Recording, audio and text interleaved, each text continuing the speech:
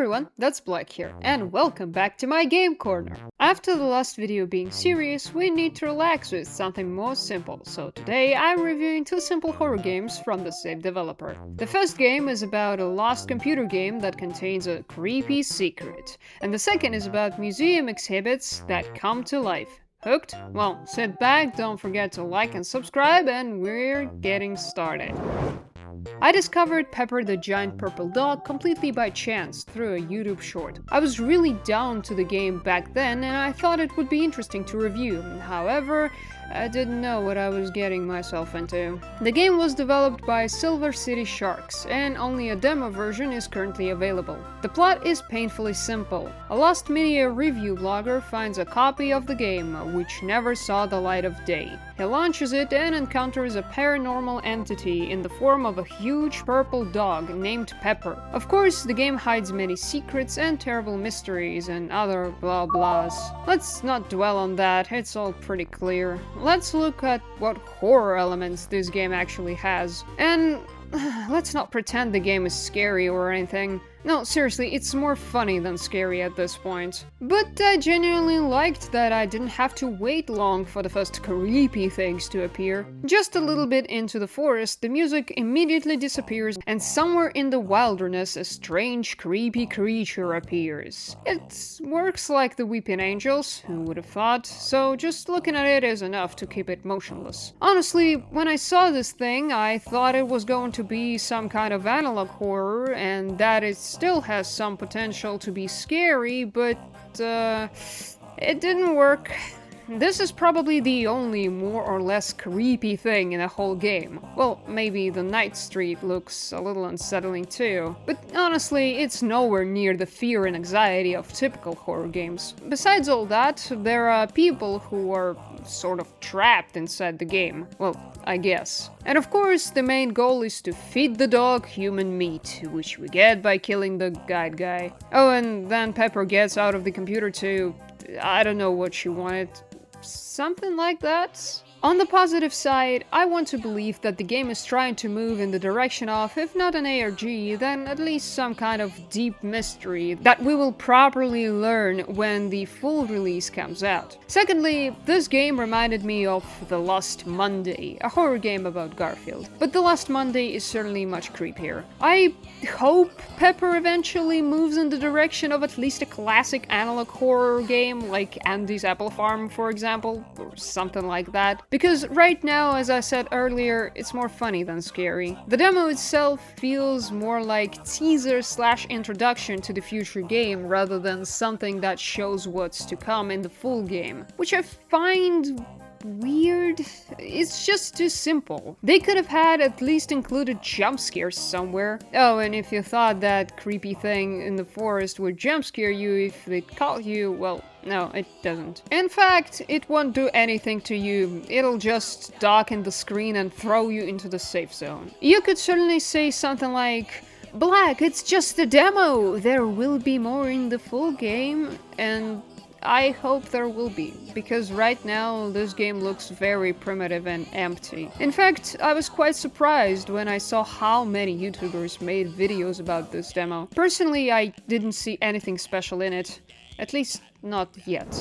So, my needs weren't met and I decided I needed to check out more games from this developer. I'm not going to make a 5-minute video about a game that's uninteresting after all. So, besides Pepper the Giant Purple Dog, this developer has 3 other games: Greg's Deadly Draft, World Fright, and Night of the Instinct. The first 2 are paid games, and I'll be honest, they didn't really grab me. They were both kind of clunky horror games with simple ideas. And anyway, would you seriously be interested in watching me try to play hangman or throw balls at a shark?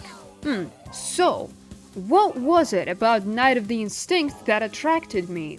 The theme. Mainly the theme. And the art style. The game was made in collaboration with Art of Gerald, and is quite cool stylized. We're playing as a YouTuber again, but this time the guy plans to stay in an old museum, which it turns out is also haunted. Well, judging by the description at least, they're ghosts. Although I prefer living exhibits more. I can just imagine what being the night guard must be like here. It's literally night at the museum at this point. To be fair, the game's technical design is simply fantastic. I don't know how we were supposed to sneak past the guard, but we could have easily run straight through too.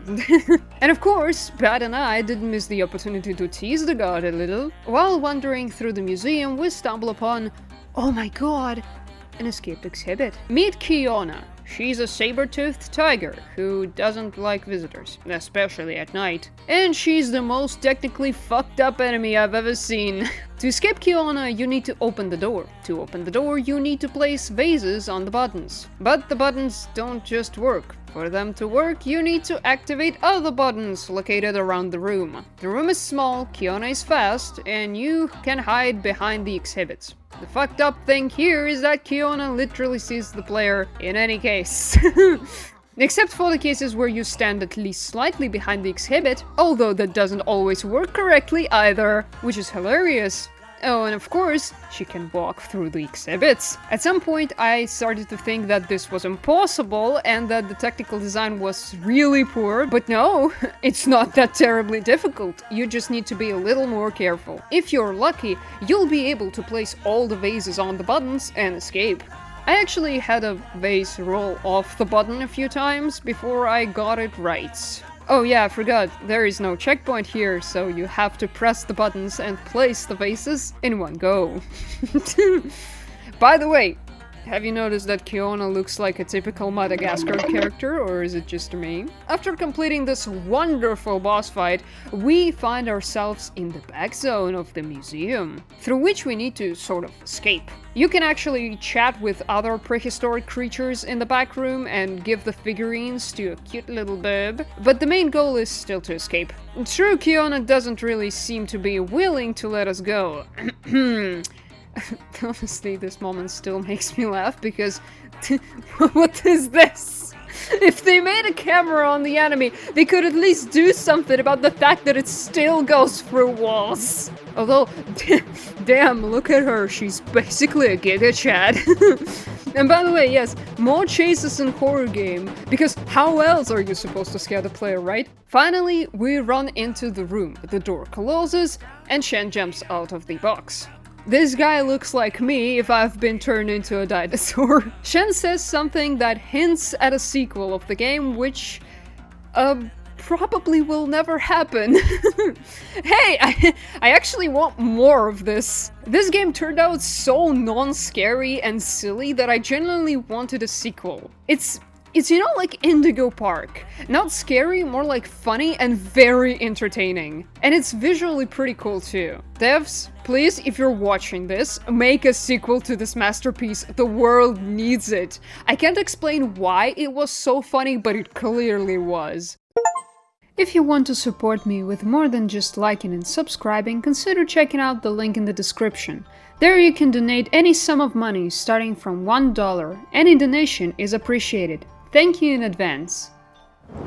So, what conclusion can we draw from this? None, it's just a funny video for you to relax. There's absolutely nothing special or new about these horror games. They're just there. Small, funny, and sometimes silly. Yes, they're endlessly funny, because in places they try to be scary, even though they're not. How to fix this? Sorry, I'll answer the question with the question. Is it necessary? I think everything is fine as it is. So, that's all for today. Don't forget to like and subscribe and leave a comment. And check out the other videos on this channel. We have lots of interesting things and more serious stuff here. Thanks for watching. Have a nice one. Bye.